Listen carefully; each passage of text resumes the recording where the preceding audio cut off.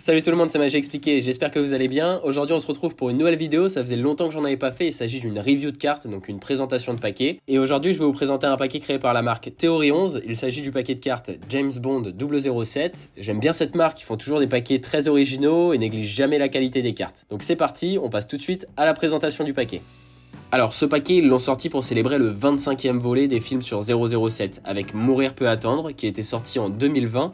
C'était le dernier volet de la série avec Daniel Craig dans le rôle de 007. Et donc dans ce paquet on va retrouver plein de rappels faisant référence aux différentes James Bond de ces 6 dernières décennies. Alors avant même de prendre le paquet dans nos mains, on remarque tout de suite que ça brille énormément, couleur or, c'est extrêmement visuel, ça rend très bien. Pour produire cet effet, ils ont tout simplement encapsulé le paquet dans une feuille d'or.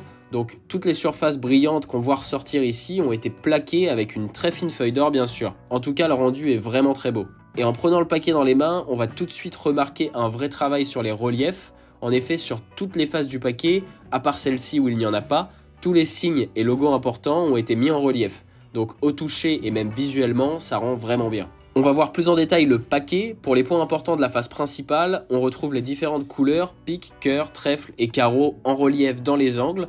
Ensuite en haut on retrouve les initiales de la marque Theory 11 avec le T de théorie et 11 écrit en chiffre romain. Juste en dessous un bandeau avec écrit James Bond en relief, ça rend bien. Et au centre on va retrouver le logo du film bien sûr, donc très connu 007 avec la barre du 7 qui sert à faire la crosse du fameux pistolet, le Walter PPK, utilisé dans absolument tous les films. On remarque aussi le cercle central, présent notamment à chaque début de film, qui représente une vue intérieure du revolver avec ses stries. À gauche de ce cercle, on retrouve le logo Theory 11, qui est tout simplement composé du T de théorie, le X et la grande barre du 11, tous superposés les uns sur les autres, ce qui donne ce résultat-là.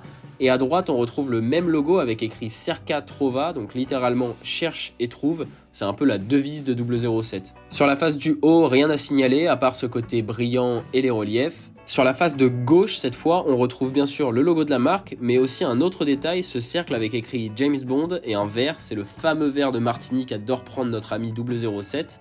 Et au milieu, il y a écrit Orbis non sufficit, ce qui signifie le monde ne suffit pas, référence directe au film de 1999 avec Pierce Brosnan dans le rôle de l'acteur. On voit aussi les deux petits diamants qui font sans doute référence au film Les Diamants sont éternels de 1971 avec Sean Connery dans le rôle de l'acteur cette fois-ci. Sur la face de droite, c'est la même chose, juste à la place de la devise, on a 007, James Bond et les initiales de la marque. Sur la face du bas, rien de spécial, on a le logo de la marque et on retrouve la devise Cerca Trova et le fait que le paquet ait été fabriqué aux États-Unis. Et enfin, et pas des moindres, la face arrière qui sera finalement le dos de nos cartes. Donc ils ont bien travaillé, elle est réalisée de manière symétrique entre la partie supérieure et inférieure.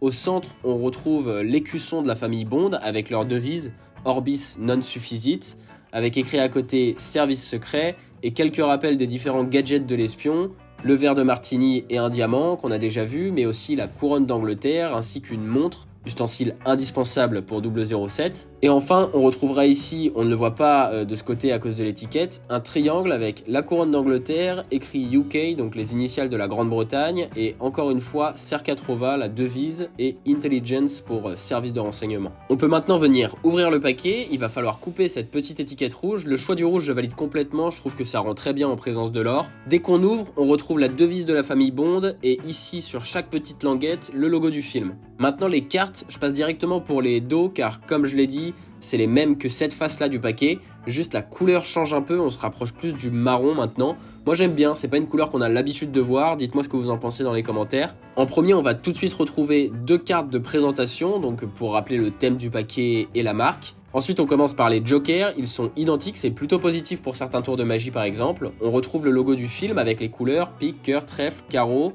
ainsi que les verres de Martini, tout ça sur un fond de viseur avec les axes verticaux et horizontaux, donc c'est original. Et on peut tout de suite passer aux 4 as, car dans ce jeu, et c'est particulièrement appréciable, les 4 as ont été travaillés et non pas seulement l'as de pique comme on en a l'habitude. Donc on va commencer par l'as de pique d'ailleurs, qui prend tout l'espace, voilà je vous laisse le regarder. Il n'y a pas de nouveaux détails flagrants, on retrouve la couleur, la devise, le logo, etc.